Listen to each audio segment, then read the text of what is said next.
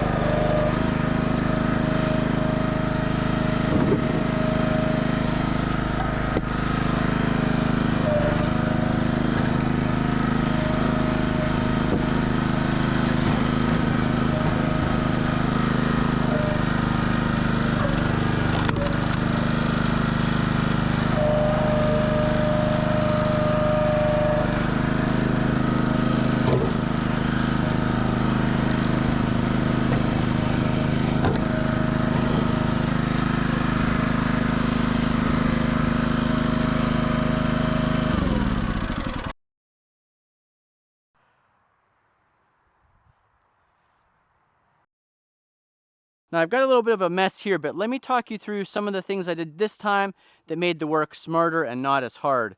First of all, I didn't pick the hardest round available to me. I wanted to start out with something that I thought would be a little bit easier. And then you'll probably notice a couple things I did.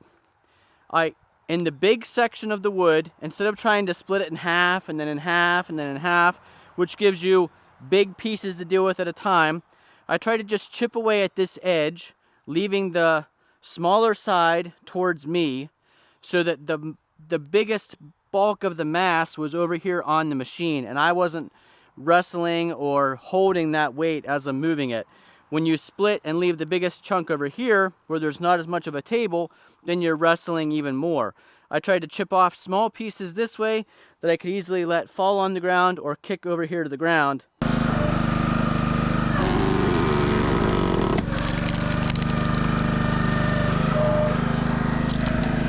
That's what created our mess. And then the other thing I did, instead of, even though this splitter will split on the extension and retraction of the piston, there is more tonnage power on the extension than there is on the retraction. So I learned last time that in this really tough to split wood, sometimes it's better to take the time and let it retract and only split on the extension when you're going through tough spots. So I did that this time. I only split on the extension until I got broken up into these pieces. Now that I'm broken up, I will split in both directions. But lesson learned there. A couple times in that other one, I got the blade stuck in the piece going forward or backward, and then I had to use some blocks of wood to push up against this stop so that the knife would get unstuck from the big chunk. The other thing that I did was let these big chunks stay big chunks. Instead of trying to split and split and split to a size that's appropriate to put into the Polaris Ranger and go up and stack, I let the big chunks fall off. Now we'll put some of these back up onto the log lift and we'll split away at these, rather than trying to just make our smaller pieces small enough right off the bat. We got this into more manageable pieces, and now we can work a little bit easier at splitting them up. So there's some things we did different that already has paid off. I am not nearly as tired, and we've got this big round split up into these pieces that are much more manageable to keep splitting into smaller pieces. All right, I'll get back at it here. We'll talk again in a few minutes.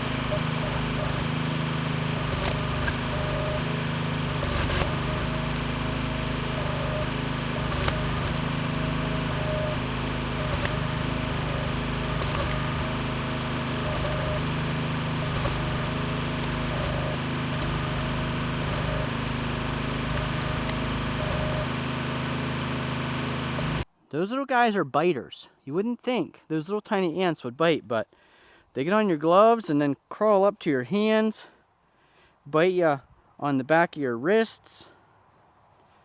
Same process in this piece though. You saw I chipped away at it from the outside edge, always keeping the larger section of the log back here towards the log lift and the log table.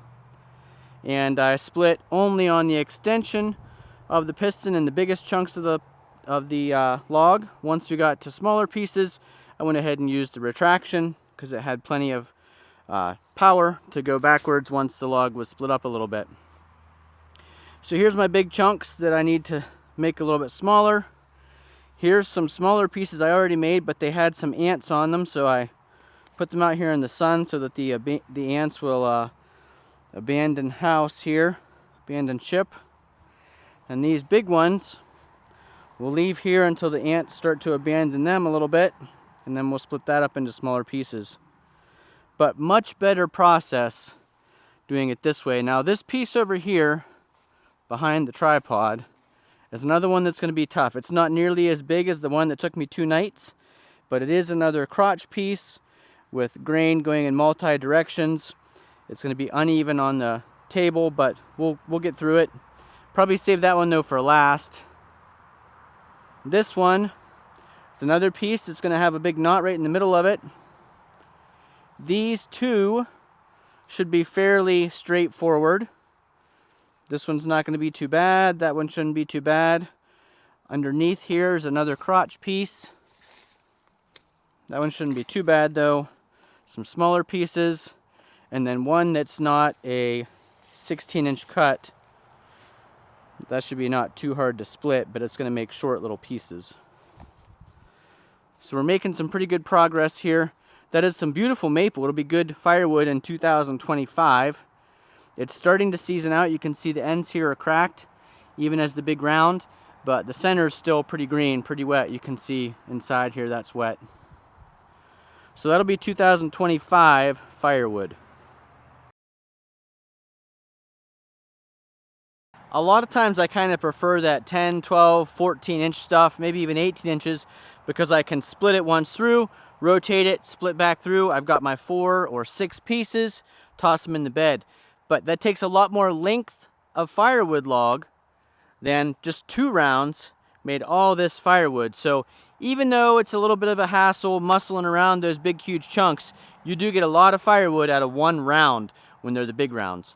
If I had my preference, I'd have all firewood rounds that are 12 to 16 inches, split them all the easy way, even though this makes so much more firewood. It's just so much easier to handle that size wood. And if you have a 4-way wedge, you're getting 4 pieces out of every single extension or retraction of the piston on your split fire machine. Pulled 1 more round out here to split. We'll add it to the Ranger and see if there's more room after that. I didn't pull one of the big ones out because I'm hoping to just finish up with this one and take this up into the woods and start stacking it.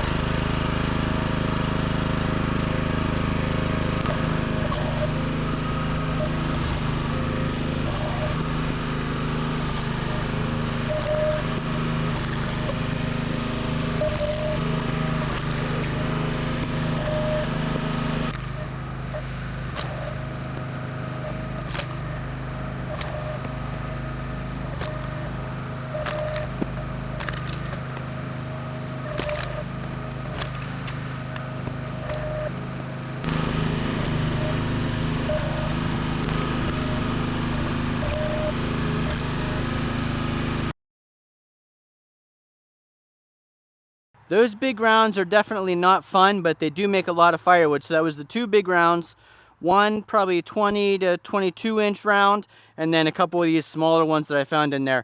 Now these smaller ones are pretty long. You can see those are way longer than the 16-inch pieces I would prefer, or even 18-inch pieces.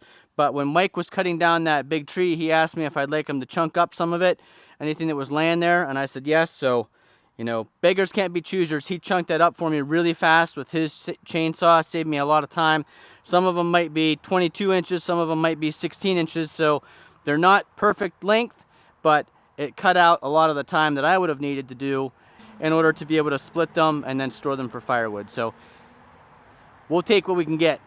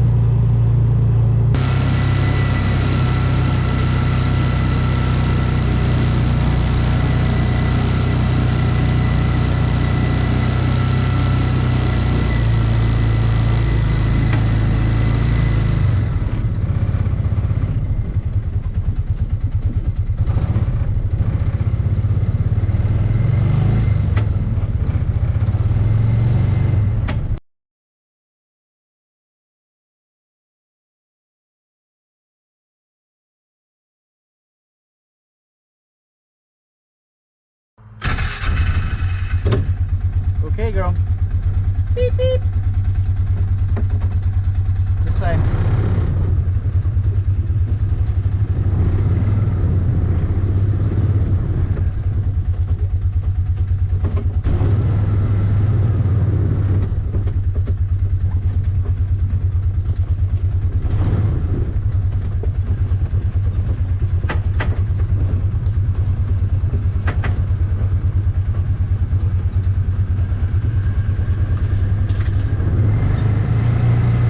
Well, we did make a dent there in the edge of the woods. We got some of those big rounds taken care of. Big rounds are a lot of work, but they make a lot of firewood. So I was glad to get a couple of those taken care of. It took me less time to do all of that than it took me to do that first big round. So I think it was a combination of working smarter, using the splitter in the best way possible, chipping at the edges and using that log lift and table to store the rest of the big round, using the extension of the piston rather than the retraction when it's really tough, and not picking the worst possible one to start on. So thanks for watching. Hopefully you found this video enjoyable and informative. If so, please give us a big thumbs up down below. Lots more firewood coming on. 'Tis the season, as they say. It's getting cooler out, it's nicer to work outside, and we're prepping for winter. So even though this firewood won't be for this winter, most likely it'll be for next winter, this kind of puts you in the mood for late night fires and splitting firewood. Thanks for watching us here on Purple Collar Life. We'll see you again the next time.